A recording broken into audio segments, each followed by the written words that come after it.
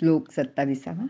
यत् करोषि यदश्नासि यज्जुहोषि ददासि यत् यत् तपस्यसि कौंतेय तत्कुरुष्व मदर्पण. अर्थ, हे कौंतेय, तू जे करतोस, जे भक्षण करतोस, जे हवन करतोस, दान देतोस आणि तप करतोस, ते सर्व तू मला अर्पण करीत जा, असे भगवंत सांगत आहेत. विवरण: आपण जे काही छोटेसे कर्म करायचे ते सर्व त्याला भक्तिपूर्वक अर्पण करायचे आहे. कर्मकुसुमानी त्या सर्वेश्वराची पूजा करायची आहे, म्हणजे तो अपारच संतुष्ट होतो. आपले दैनंदिन सर्व व्यवहार म्हणजे आपले खाणे, पिणे, देणे, घेणे, तप करणे इतकेच नाही तर सर्व गोष्टी, अगदी नोकरी, व्यवसाय, जे जे काही करायचे ते सारे त्यालाच उद्देशून करावे. आपल्या प्रत्येक कर्माचे उद्दिष्ट परमात्म तत्वच असायला हवे. येथे एक लक्षात घ्यायला हवे की भगवंत इथे कोणतीही अट घालत नाहीये. म्हणजे अशा विशिष्ट गोष्टीच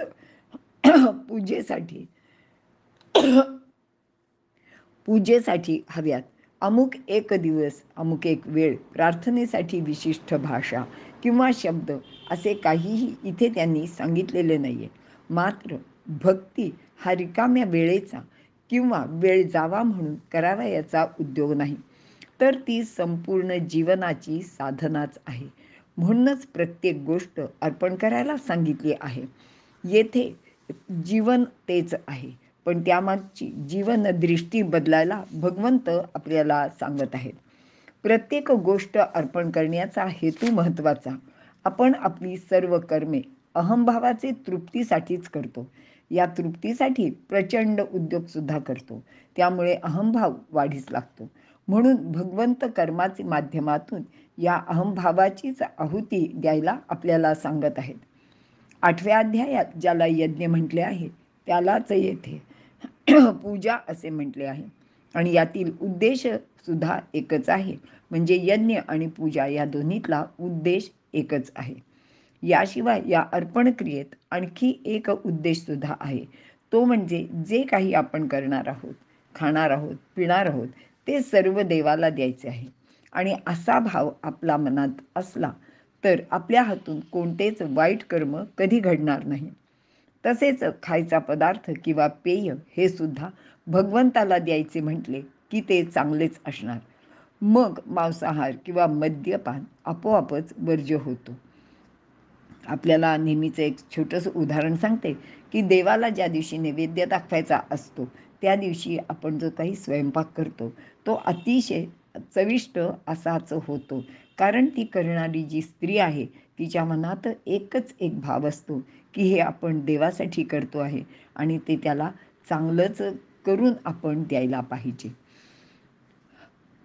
तसेच दान देताना आपल्याला नको असलेल्या गोष्टी आपण दुसऱ्याला दान देण्याची आपली इच्छा असते, तर असं आपल्याकडनं घडणार नाही.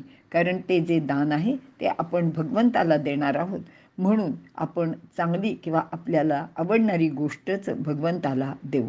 कारण असे देण्यात दानापेक्षा आपल्या घरातील अडगळ कमी करणे हाच खरा आपल्या मनातला भाव असतो. आणि तपसुद्धा त्यालाच अर्पण करायचे असल्याने स्वर्गाची इच्छासुद्धा केली जाणार नाही. तपासारखी किंवा यज्ञासारखी गोष्टसुद्धा आपण मनात स्वतःला काही मिळावे या इच्छेनंच करीत असतो. आता तेच सर्व देवाला अर्पण केले तर ते निश्चितच स्वार्थशून्य असेच होईल. आता हा सर्व अर्पणविधी भगवंत अर्जुनाला रणांगणावर सांगत आहेत. त्यांचा उद्देश अगदी सरळच आहे. सर्व कर्मे अर्पण करायची म्हणजे अर्जुनाने युद्ध हे कर्मसुद्धा भगवंतालाच अर्पण करायचे आहे.